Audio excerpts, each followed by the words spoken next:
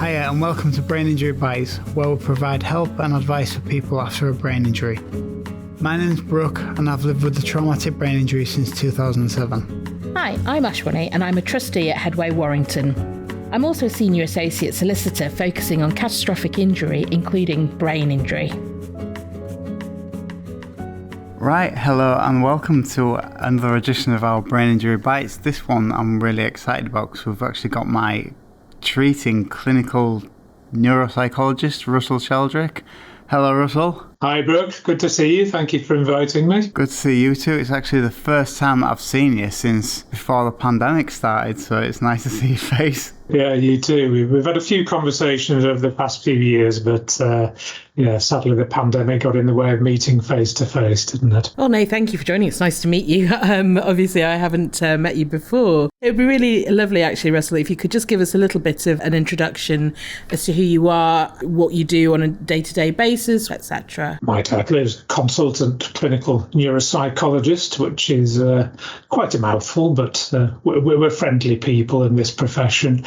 And I work with patients who've had traumatic brain injury, brain hemorrhage patients, brain tumour patients, and a whole host of other neurological conditions. But my clinical work, probably the majority of it is one-to-one, direct work with patients and their families. But I also get involved in work with groups of patients as well. This is an area I'm getting more and more interested in, and work with relatives and carers and institutions as they seek to support patients with neurological conditions. And I have to say, it's very privileged work. It really is a privilege working with people with neurological conditions. It's extremely fulfilling and satisfying to be alongside people in their recovery journey as they rebuild lives up from either injury or disease. And it can be very inspiring work. I can imagine. I can imagine. And I guess when you're working not only with the patients themselves, but also their family members, you get a real insight into who that person was, how they've changed, but then also that journey as they begin to recover some of what was there before. That in itself must be hugely, hugely rewarding. Yes. As I say, when he goes well, it's very inspiring as well. You see people taking very courageous steps and putting a lot of effort in, because invariably there are challenges in that journey. It's not always a very easy process. There are ups and downs. There are situations where you have to manage your expectations of recovery. But when it all fits into place, and we typically work not just in isolation as a profession, but with other professions alongside us. Yes, it's great to see it when it comes together. You do wait a little while though, don't you? Because the first time I knew of you, I don't know if I can remember the first time I knew of you, because obviously after a head injury you go through a period of post-traumatic amnesia.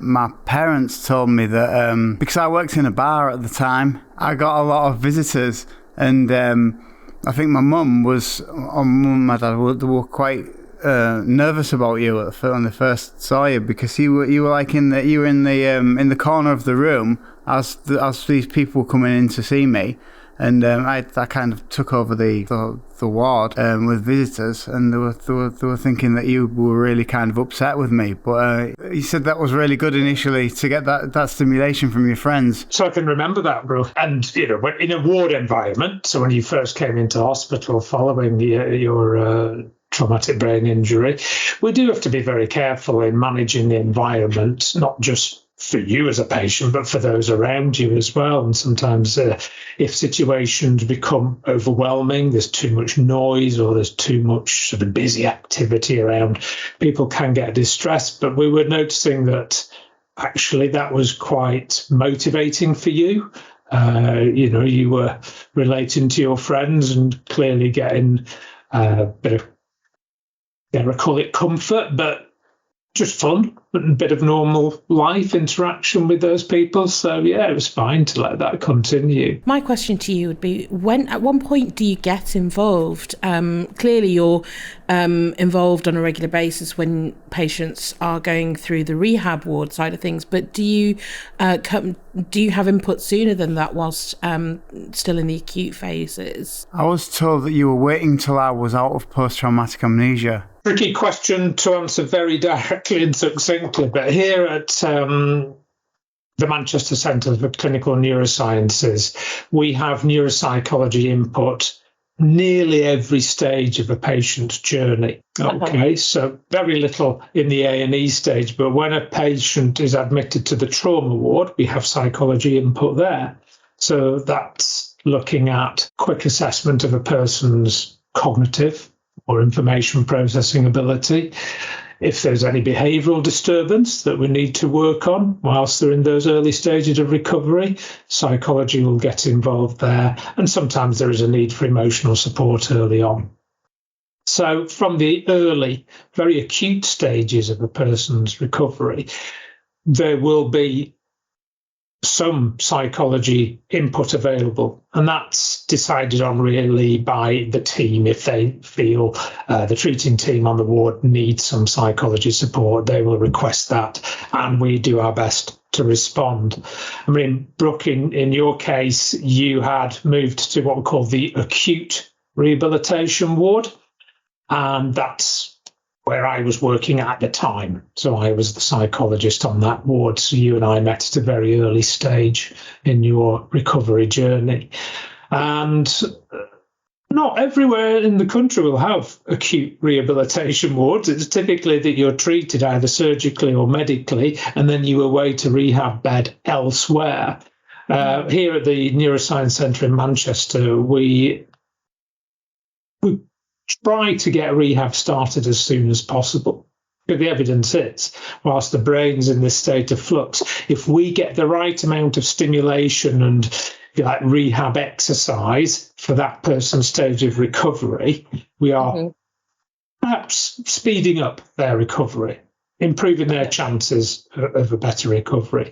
That doesn't mean that we're busy with them 24/7 on that ward. Of course, rest is very, very important in the acute stages, but we do try to get going with our physiotherapy, occupational therapy, speech therapy if necessary, and provide an environment in which people are stimulated just enough to start improving in the very early days of their either brain injury or illness. Just to give our listeners some idea, what does neuropsychological rehab look at that early stage? Because I'm guessing it's an evolving process. So as somebody recovers and gains more function, the shape of rehab will change and the level of input. But in the early sort of acute trauma phases, when there's still so much going on, what do you do with patients? For a lot of patients, some of it is about building insight into their condition. So some patients are in a state of unawareness about their condition,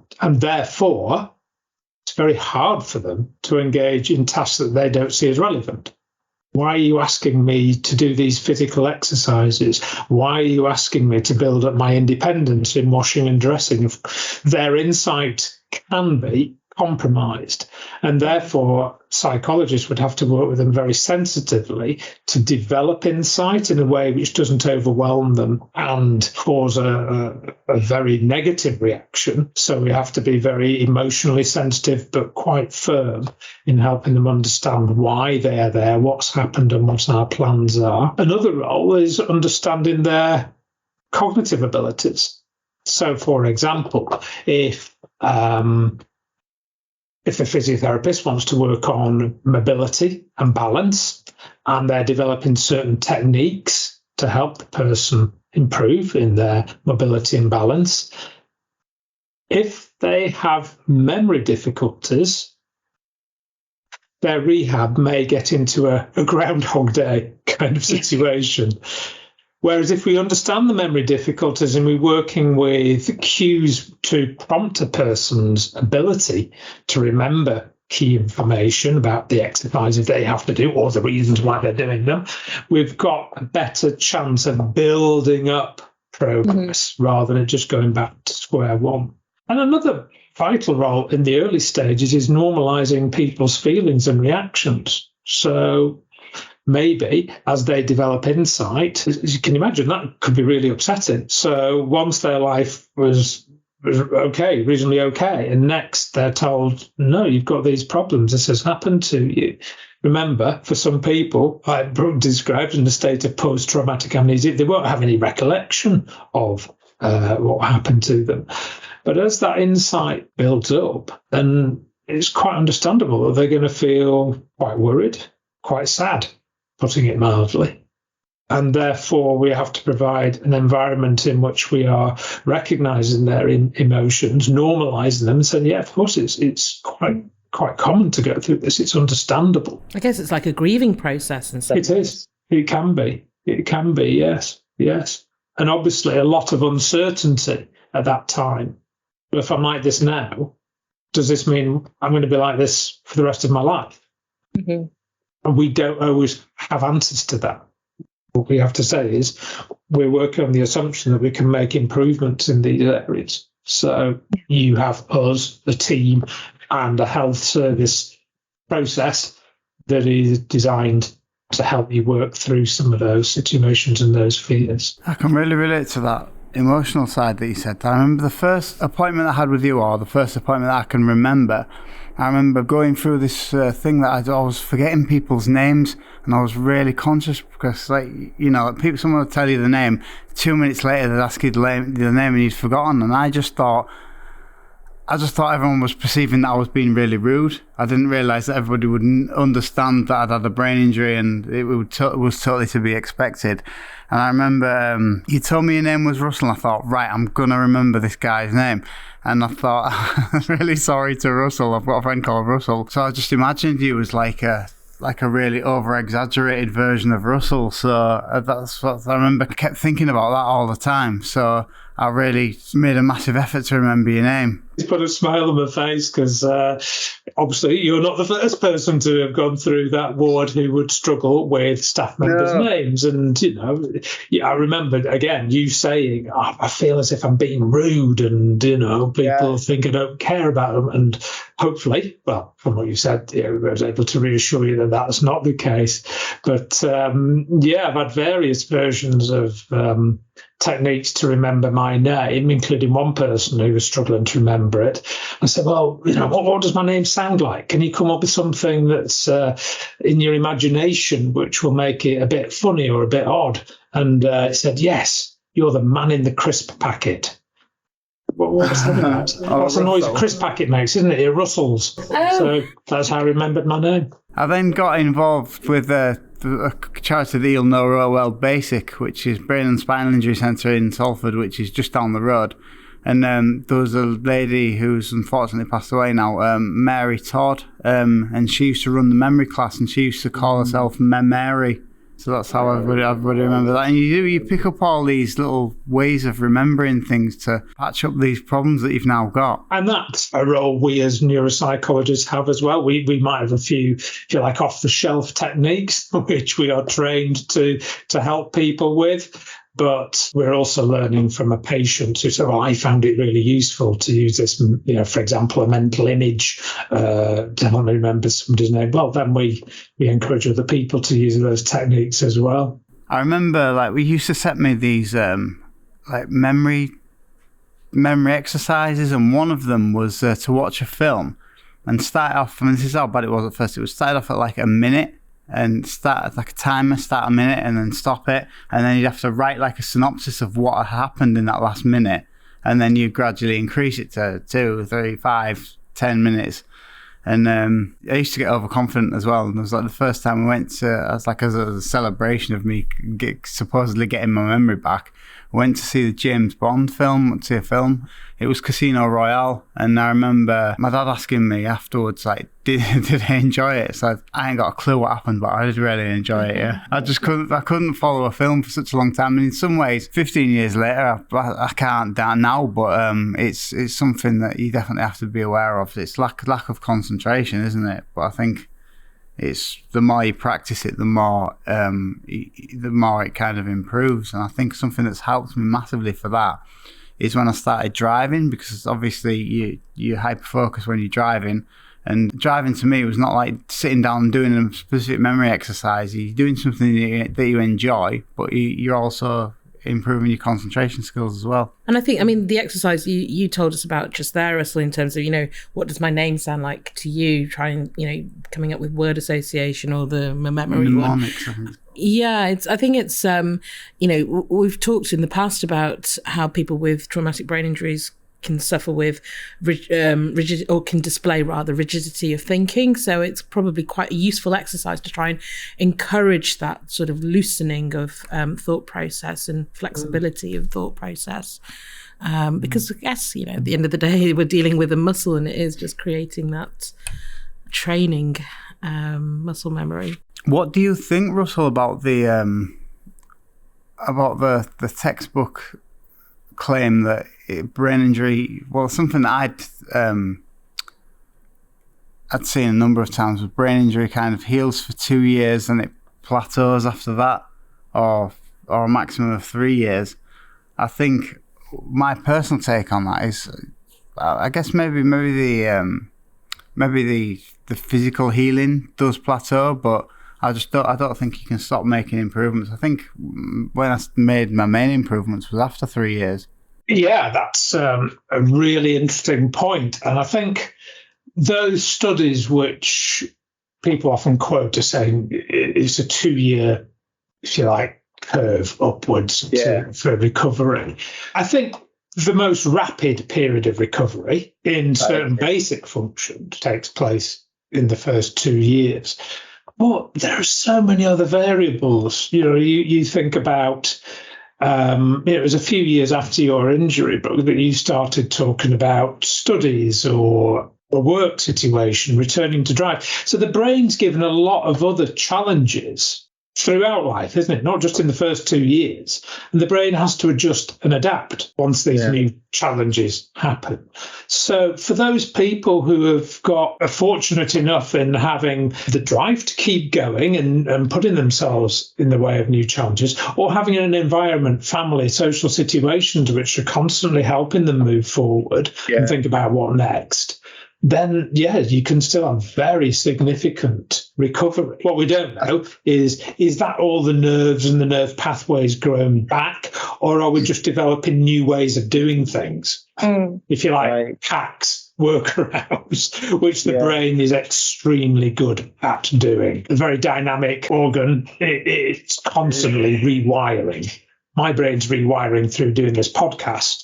As I'm thinking, what should I be saying? How has this come across? My nerves are firing in ways they haven't ever done before. And we're just 2 seasoned professionals, aren't we?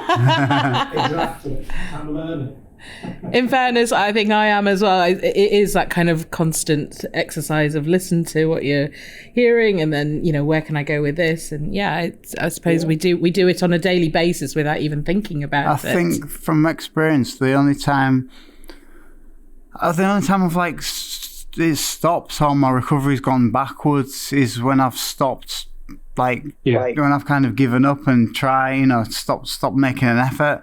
I think what's always been important is having something to aim for, some sort of structure to your week, and also maintaining a good level of fitness. That's one thing I've been quite keen on all times, and also keeping that in balance as well. Not trying to overwhelm yourself, because that in itself can be exhausting. And for me, when I'm tired, the dark thoughts come in and the positivity drops, and it's to be quite a depressing state. So quite a few things, if you don't mind me picking up on there and running with Brooke. And I think you also mentioned before about mental muscle, memory muscle This is a concept which taxes a lot of neuroscience professionals, that if we just keep practicing one specific task, are we actually building mental muscle? We may be doing, but we may simply be working out different ways of doing things within the brain, so using different strategies. So a lot of, Brooke, you might remember I asked you to do lots of concentration tasks. Yeah. So these sheets of paper where you had exercises to do, like read this and circle the number of times the word "the" occurred in the text. And, there's some people say that those kind of activities don't really achieve a great deal. And there's obviously been a huge industry in brain training apps, haven't there, which is training your memory or your concentration or your problem solving. And I think I would never say those things aren't useful. But sometimes I think the benefit is that people realize I've got to work on these things. It's about developing insight. So if you have a memory problem, but you're constantly working to improve your memory, it means you're more consciously improving your memory in everyday situations. So some of that memory muscle stuff is about developing, almost like accepting some of these difficulties as a part of your identity and doing something about it, working a way around it. I was going to say, I don't think I really started to get better until, or make improvements, until after I'd accepted, or I don't know if it was acceptance or just started to understand that I had these problems that were going to hold me back. Not to say that that's stopped me doing anything, but just understanding that I've got, the understanding that I've got these things that will hold me back in life. And I've got challenges to find my way around. You just got to do things in different ways. And you mentioned before, Brooke, about some of these challenges coming much later on, but it's always that balancing act, isn't it, of not trying to do too much, and not trying to do or not doing too little. So you gave a brilliant example of the exercises I'd encourage you to do, watching a program for a brief period of time, and then sitting down and writing a summary. You're prompted in your memory, and then off you went to see Casino Royale a week later. Great, you enjoyed it. I mean, it was a great film. Plenty of action to enjoy, but it had been a stretch too far in terms of keeping up with the pace of the plot and the characters, etc. And one thing I think you taught me, Brooke, was how that negotiation within yourself, that sort of seesawing of I want to do more, but I can't do too much, is a constant, isn't it? Yeah. Particularly when you're ambitious, you're wanting more recovery, you wanted to do more with your life. That is fantastic that you've got that motivation and that drive. But if you overdo it, you can be left feeling a little deflated. So the analogy I always come up with recovery is the tortoise and the hare. The story about the tortoise and the hare racing, and so tortoise gets the prize. That's absolutely what I've always. And one thing you've always said to me is be kinder to myself as well, haven't you? Because I've always been quite hard on myself, probably because I've tried to do things that are unachievable, and then I give myself a really hard time that I can't do them. Almost setting yourself up to fail. Yeah, absolutely, Thank you for listening to part 1. We hope you can join us for part 2. Please don't forget to follow, subscribe and share our content. If you do have any suggestions for topics that you'd like us to cover, why not drop us a line at hi@braininjurybites.co.uk.